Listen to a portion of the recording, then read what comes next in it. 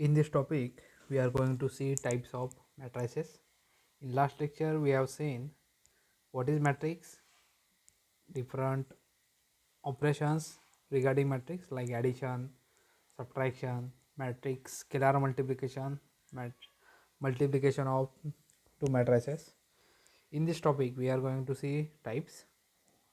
First of all, we know that order of matrix is m by n, that is total number of m rows and n columns.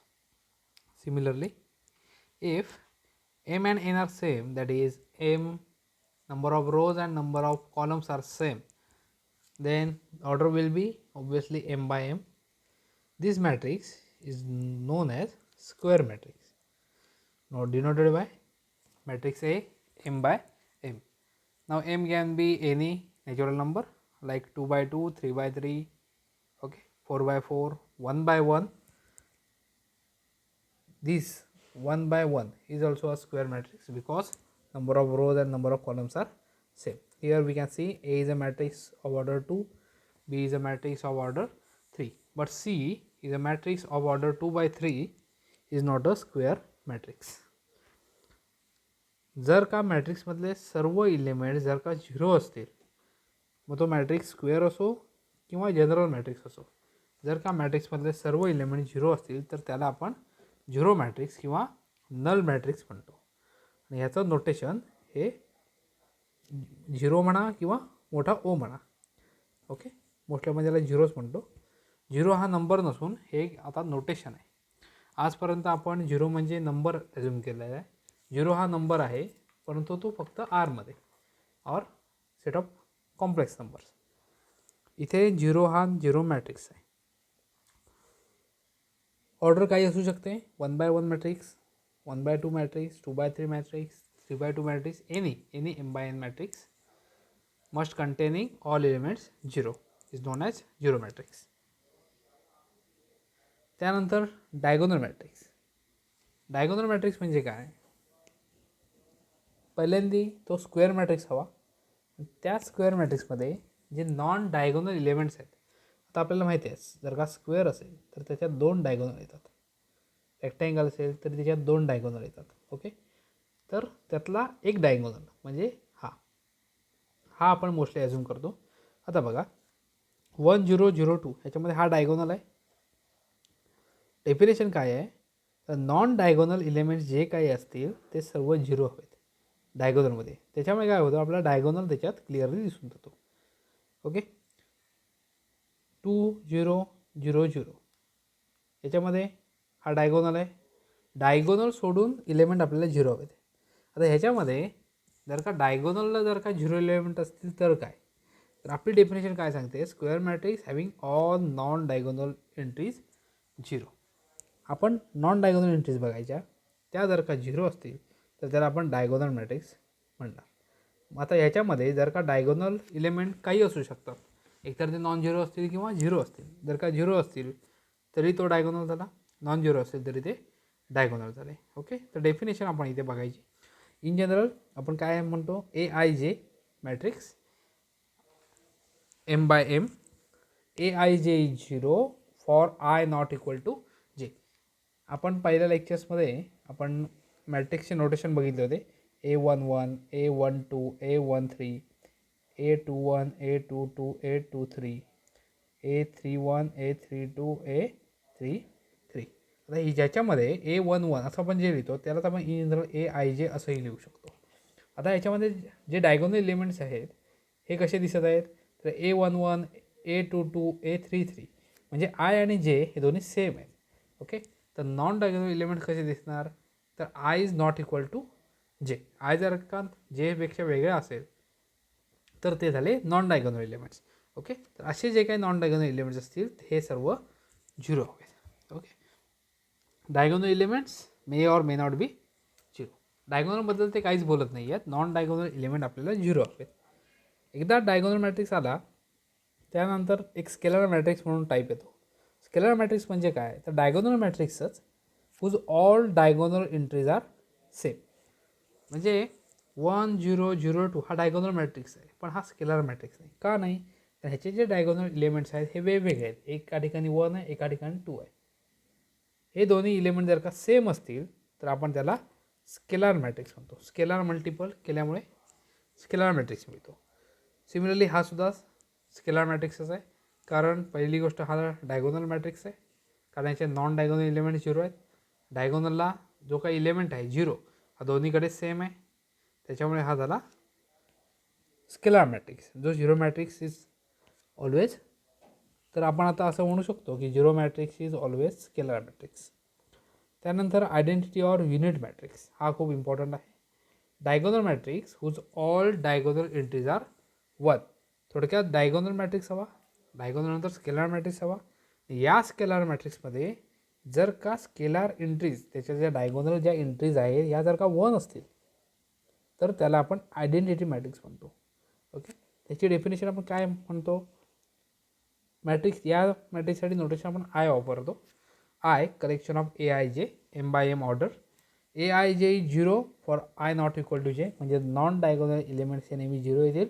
आणि diagonal elements म्हणजे काय, I आणि जेची position same, I equal to J जर का असेल तर ते इलेमेंट 1 येतात. For example 1 0 0 1 2/2, 1 0 0 0 1 0 0 0 1 is a 3/3 identity matrix. Similarly 1/1 हा सुद्धा मॅट्रिक्स आहे. 1/1 मॅट्रिक्समध्ये एकच इलेमेंट येतो A11. इथे आय आणि जे सेम आहे, त्याच्यामुळे 0 न लिहिता आपण इथे 1 लिहिणार. ओके, तर हा सुद्धा आयडेंटिटी मॅट्रिक्स आहे. त्यानंतर सिमेट्रिक मॅट्रिक्स. सिमेट्रिक मॅट्रिक्स म्हणजे काय, तर पहिली गोष्ट आधी स्क्वेअर मॅट्रिक्स हवा. स्क्वेअर मॅट्रिक्स आणि ijth element is same as jith element. ijth element aij should be same as aji. म्हणजे काय बघूया, a11 a12 a13 a21 a23 a22 a23 a31 a32 a33. आता याच्यामध्ये a11 हा जर मी रिवर्स केला, आय जे जर का रिवर्स केला तर तो जे आय असा दिसतो, बरोबर. तसाच A11च्या उलटं काय होणार, 11चा 11च. ओके, सो 11 फिक्स राहिला, तसंच A22 फिक्स राहिला, A33 फिक्स राहिला. ओके, आता A12 should be same as A21, म्हणजे हा इलेमेंट आणि हा इलेमेंट हा सेम हवा. त्यानंतर A13 should be same as A31, म्हणजे हा जो इलेमेंट आहे A13 should be same as A31, और A23 should be same as A32 should be same as A32. म्हणजेच टोटल आपल्याकडे आधी 3x3 मॅट्रिक्समध्ये 9 इलेमेंट्स होते, परंतु आता काही इलेमेंट्स हे सेम आले, त्याच्यामुळे आपला मॅट्रिक्स आता असा दिसेल, A11 A12 A13. हा इलेमेंट आणि हा इलेमेंट सेम आहे, सो A21च्या ठिकाणी परत मी A12 लिहिणार. A22 A33 डायगोनल सेम राहतील. A23 आणि A32 हे सेम आहेत, सो इथे मी A23 लिहिला. सॉरी, इथे A31ची पोझिशन आहे. A31 आणि A13 हा सेम राहिला. A32 आणि A23 हे सेम आहेत, सो A23. म्हणजे आता 1 2 3 4 5 6 आपल्याला आता 9 पैकी फक्त 6च इलेमेंट आता शिल्लक राहिले, बाकी सर्व त्यातलेच कॉमन इलेमेंट्स आहेत. ओके, किंवा तुम्ही इथे सुद्धा बघू शकता ABCBDECEF BBCCEE. ओके, हे मॅट्रिक्स जर का ओळखायचे असतील तर जॉमेट्रिकली आपण काय ॲझ्युम करतो, सिमेट्रिक. त्याच्यात सिमेट्री कुठे आली, समजा आपण मिररसमोर जर का उभे राहिलो, समजा एखादा माणूस जर का मिररसमोर उभा राहिला तर त्याचं प्रतिबिंब त्याला तिथे दिसतं, बरोबर. तसंच इथे सिमेट्रिक मॅट्रिक्समध्ये सुद्धा जर का तुम्ही डायगोनलच्या ऑपोजिटला जर का बघितलं, जर का तुम्ही डायगोनल बघितलात, डायगोनलच्या ऑपोजिट म्हणजे बीला बी सेम येतो, सीला सी सेम येतो, ईला ई सेम येतो. सिमिलरली हा डायगोनलच्या ऑपोजिट सेम इलेमेंट, हा डायगोनलच्या ऑपोजिट सेम एलिमेंट आहे, असं सुद्धा तुम्ही सिमेट्रिकली सांगू शकता.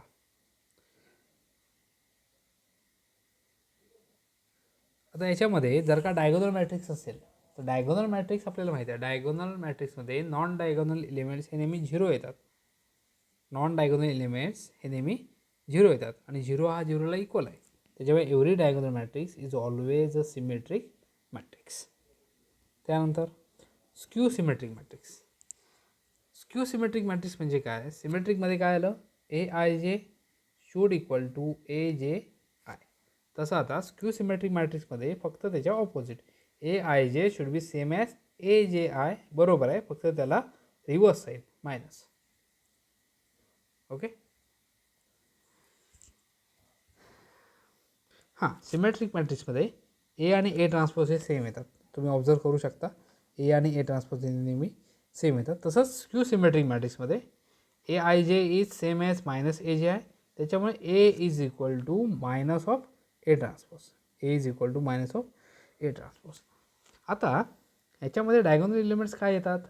काय होतं, A I J is same as minus A J I, पण जर का आय आणि जे जर का सेम असतील, आय आणि जे जर का सेम असतील तर A I I is equal to minus A I I असं आलं. का आलं? कारण इथे मी आय जे समजा लिहिलं, परंतु आय आणि जे सेम असतात डायगोनलसाठी. ओके. त्याच्यामुळे इथे मी आता एकच एलिमेंट लिहिला, आय आणि जे सेम असले ए आय आय. मग हे जर का मी सॉल्व केलं तर मायनस ए आय जर का लेफ्ट साईडला गेला तर 2ai इज इक्वल टू 0. तर 2 into A I I, A I I हा नंबर आहे, 2 हा नंबर आहे, दोन नंबरचा प्रॉडक्ट हा 0 येतो आहे, परंतु 2 हा नॉन 0 आहे, त्याच्यामुळे ए आय आय शुड बी 0. तर स्क्यू सिमेट्रिक मॅट्रिक्समध्ये डायगोनल एलिमेंट्स हे नेहमी 0 येतात. तुम्ही ते ऑब्झर्व करू शकता, डायगोनल एलिमेंट हे 0 आहेत, डायगोनल एलिमेंट हे नेहमी 0 येतात. ओके. सिमेट्रिकमध्ये डायगोनल एलिमेंट 0 येऊ शकतात, पण नेहमीच 0 येतात का? तर नाही. परंतु स्क्यू सिमेट्रिक मॅट्रिक्समध्ये डायगोनल एलिमेंट्स हे नेहमी 0 येतात. तसंच जर का तुम्ही रिफ्लेक्शन बघितलं, सिमेट्रिकच आहेत, फक्त स्क्यू सिमेट्रिक. तर 5ला -5, 3ला -3, -2ला 2, 1ला -1. साईन फक्त ऑपोजिट करायचं. ओके. त्यानंतर मेन टाईप आहे upper or lower triangular matrix. Upper or lower triangular matrix म्हणजे काय? तर समजा एखादा मॅट्रिक्स आहे, हा त्याचा डायगोनल आहे. डायगोनल असल्यामुळे 2 ट्रायंगल तयार होतात. एक वरच्या साईडला ट्रायंगल तयार होतो आणि एक खालच्या साईडला ट्रायंगल तयार होतो. जॉमेट्रिकली आहे, आपण नंतर समजून घेऊया. आधी डेफिनेशन काय सांगतात बघूया. Upper triangular if A I J is 0 for all I less than J. For all I less than J. आपण पटकन मॅट्रिक्स बघूया. A11, A12, A13, A21, 22, A23, A31, A32, A33. आता याच्यामध्ये हे जे पेयर्स आहेत आय आणि जेचे, ह्याच्यामध्ये आय लहान कुठे कुठे आहे? स्ट्रिक्टली लेस दॅन जे.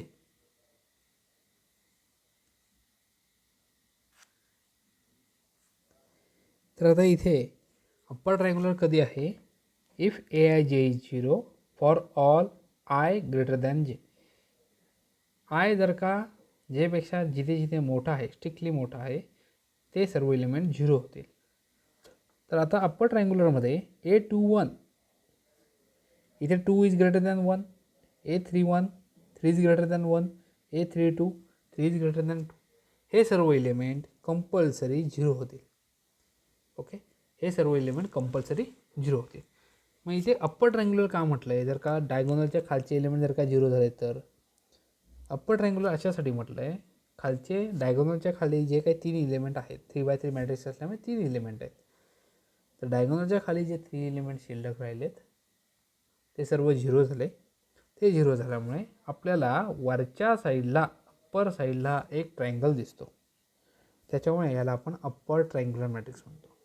अप्पर ट्रायंग्युलर म्हणजे थोडक्यात वरच्या साईडला ट्रायंगल तयार होतो, डायगोनलच्या खाली सर्व एलिमेंट 0 होतात.